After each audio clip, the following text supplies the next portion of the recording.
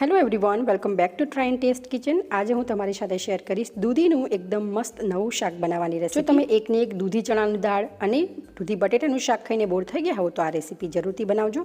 જો તમને રેસીપી પસંદ આવે તો વિડીયોને લાઇક કરજો, શેર કરજો અને ચેનલને સબસ્ક્રાઈબ કરજો। તો ચલો સ્ટાર્ટ કરીએ। તો અહીંયા પેનમાં મેં 1 ચમચી તેલ ઉમેર્યું છે। તેલ ગરમ થાય ત્યારબાદ આપણે અડધી ચમચી જીરું અને થોડી હિંગ ઉમેરીશું। ત્યારબાદ અહીંયા મેં 1 કપ જેટલી દૂધીને છાલ કાઢી પતલા પતલા પીસમાં કટ કરી લીધી છે। એ આપણે ઉમેરી તેલમાં સાતળી લઈશું। તો લગભગ 2 મિનિટ સુધી તેલમાં સાતળવાની છે।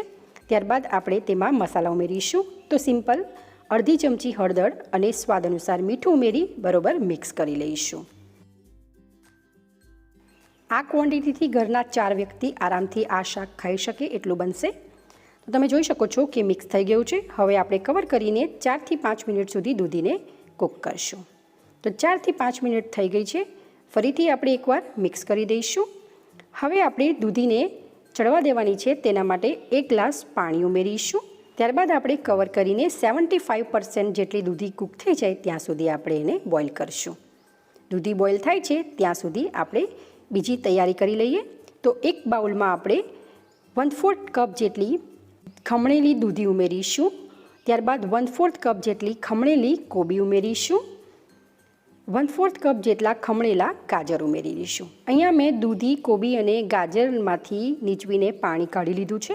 ત્યારબાદ આપણે 2 થી 3 ચમચી જેટલી પાલક ઉમેરીશું। પાલક ના હોય તો તમે મેથી પણ ઉમેરી શકો અને મેથી પણ ના હોય તો ખાલી ધાણા ભાજી પણ ઉમેરી શકાય। ત્યારબાદ આપણે 1 ચમચી આદુ મરચાં લસણની પેસ્ટ ઉમેરીશું અને થોડી હિંગ ઉમેરી બધું જ એકદમ બરોબર મિક્સ કરી લઈશું। તો બરોબર મિક્સ થઈ જાય ત્યારબાદ આપણે 1 કપ ઘઉંનો લોટ લીધો છે, જે આપણે રોટલી માટે યુઝ કરીએ છીએ એ જ લીધો છે। એ આપણે ઉમેરીશું। અહીંયા મેં 1/4 કપ જેટલો બાકી રાખ્યો છે, જો જરૂર પડે આગળ તો ઉમેરીશું। ત્યારબાદ 2 ચમચી બેસન ઉમેરીશું। સ્વાદ અનુસાર મીઠું ઉમેરીશું। 1/4 ટીસ્પૂન કરતાં પણ થોડી ઓછી હળદર ઉમેરીશું। 1 ચમચી લાલ મરચું ઉમેરીશું। 1 ચમચી ધાણા જીરું પાવડર ઉમેરીશું।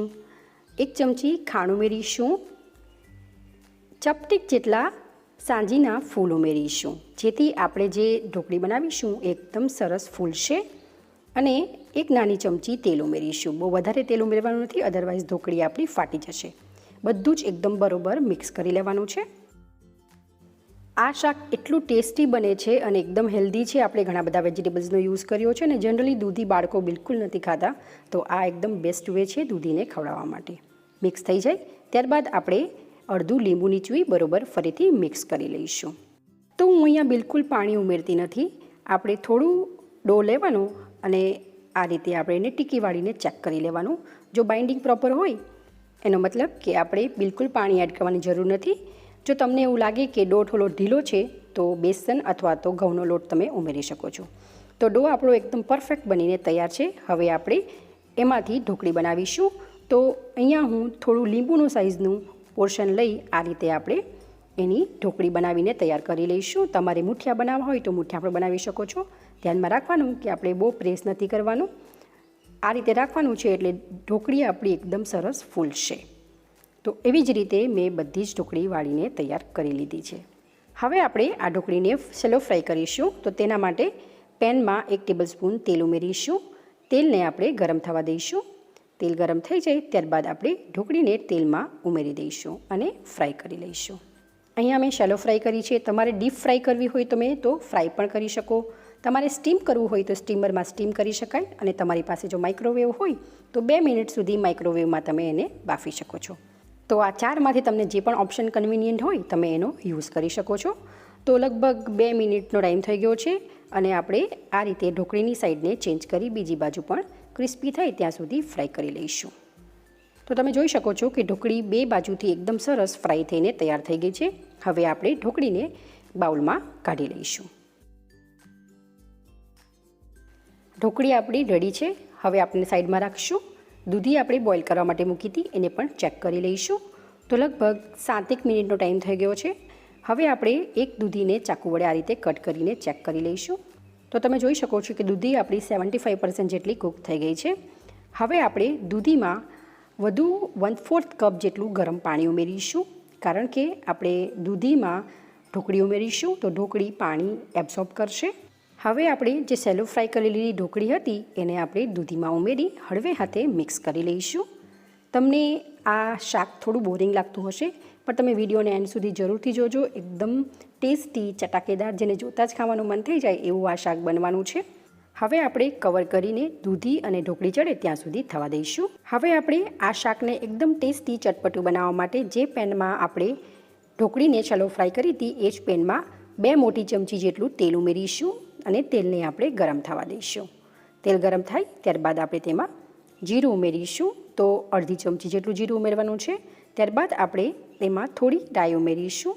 રાઈ અને જીરું ફૂટી જાય ત્યારબાદ આપણે તેમાં 1/4 ટીસ્પૂન જેટલી હિંગ ઉમેરીશું અને 2 ચમચી આદુ મરચાં લસણની પેસ્ટ ઉમેરીશું. તમે જેટલું તીખું ખાતા હો એના બેઝ ઉપર તમે ઓછું વધતું કરી શકો છો. તેલમાં એકદમ સારી રીતે સાતળી લેવાનું છે. લસણનો કાચો ટેસ્ટ બિલકુલ ન આવે ત્યાં સુધી આપણે એને સાતળવાનું છે. તો લગભગ 2 મિનિટ જેટલો ટાઈમ થઈ ગયો છે અને પેસ્ટ આપણી સતળાઈ ગઈ છે. ત્યારબાદ હું એક ખમણેલું ટામેટું ઉમેરીશ. મીડિયમ સાઇઝનું ટામેટું લીધું હતું. એને આપણે એકદમ સારી રીતે મિક્સ કરી દઈશું. જો તમારે ડુંગળી ઉમેરવી હોય તો ડુંગળીની તમે પેસ્ટ પણ ઉમેરી શકો છો. હવે આપણે 1/4 ટીસ્પૂન હળદર ઉમેરીશું. 1 ચમચી લાલ મરચું ઉમેરીશું. અડધી ચમચી ખાંડ ઉમેરીશું અને અડધું લીંબુ નીચવી દઈશું. જો તમારે આમચૂર પાવડર ઉમેરવો હોય તો પણ ઉમેરી શકાય અને ગરમ મસાલો ઉમેરવો હોય તો પણ તમે ઉમેરી શકો છો. બધું જ એકદમ બરોબર મિક્સ કરી કવર કરીને આપણે તેલ છૂટું પડે ત્યાં સુધી કૂક કરી લઈશું. તો તમે જોઈ શકો છો કે તેલ આપણું છૂટું પડી ગયું છે અને પેસ્ટ એકદમ સરસ સતળાઈ ગઈ છે. ગેસની ફ્લેમને બંધ કરી સાઈડમાં રાખી દઈશું અને દૂધી અને ઢોકળીને આપણે ખોલીને ચેક કરી લઈશું. જોતાં તો એવું લાગે છે કે દૂધી અને ઢોકળી બે ચડી ગયા છે, પણ સ્ટીલ આપણે એને ચેક કરી લઈશું. તો દૂધી આપણે આ રીતે ચાકુ વડે કટ કરીને ચેક કરી લેવાની છે. એક હું ઢોકળી પણ ચેક કરી લઈશ. તો સ્પૂન વડે આ રીતે કટ કરીને ચેક કરી લેવું અને અંદરથી ચેક કરી લેવું. એકદમ સરસ આપણી ઢોકળી બફાઈ ગઈ છે. હવે આપણે જે તૈયાર કરેલો વઘાર હતો એ વઘાર આપણે ઢોકળી અને દૂધીના શાકમાં ઉમેરી દઈશું. તો તમે ક્યારેય દૂધીનું શાક આ રીતે બનાવ્યું છે ખરું? જો ના બનાવ્યું હોય તો એકવાર જરૂરથી બનાવજો. અને તમને જો આ મારી રેસીપી પસંદ આવી હોય તો વિડીયોને લાઇક જરૂરથી કરજો અને ફ્રેન્ડ્સ ફેમિલીમાં શેર કરજો. વઘાર એડ કરી એકદમ હળવા હાથે મિક્સ કરી દઈશું અને કવર કરીને તેલ છૂટું પડે ત્યાં સુધી કૂક કરી લઈશું. તો લગભગ 1 થી 1.5 મિનિટ બાદ તમે જોઈ શકો છો કે શાક એકદમ સરસ બનીને તૈયાર થઈ ગયું છે. તેલ છૂટું પડી ગયું છે. ધાણા ભાજી ઉમેરી ગેસની ફ્લેમને બંધ કરીશું અને ગરમા ગરમ શાકને આપણે સર્વિંગ બોલમાં સર્વ કરી લઈશું. તો જેને જોતાં જ ખાવાનું મન થઈ જાય એવું દૂધી ઢોકળીનું આપણું આ શાક બનીને તૈયાર છે.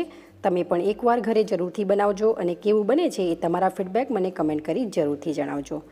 સાથે તમને આ રેસીપી કેવી લાગી એ પણ મને કમેન્ટ કરી જરૂરથી જણાવજો. તો મોઢામાં મૂકતા ઓગળી જાય એવી આપણી આ સોફ્ટ ઢોકળી બની છે. તમે પણ એકવાર જરૂરથી બનાવજો. જો તમને આ રેસીપી પસંદ આવી હોય તો વિડીયોને લાઇક કરજો, શેર કરજો અને મારી ચેનલને સબસ્ક્રાઈબ કરી બાજુમાં આપેલો બેલ આઇકન જરૂરથી પ્રેસ કરજો. તો ચલો ફરી મળીશું એક આવી નવી રેસીપી સાથે. Thank you for watching.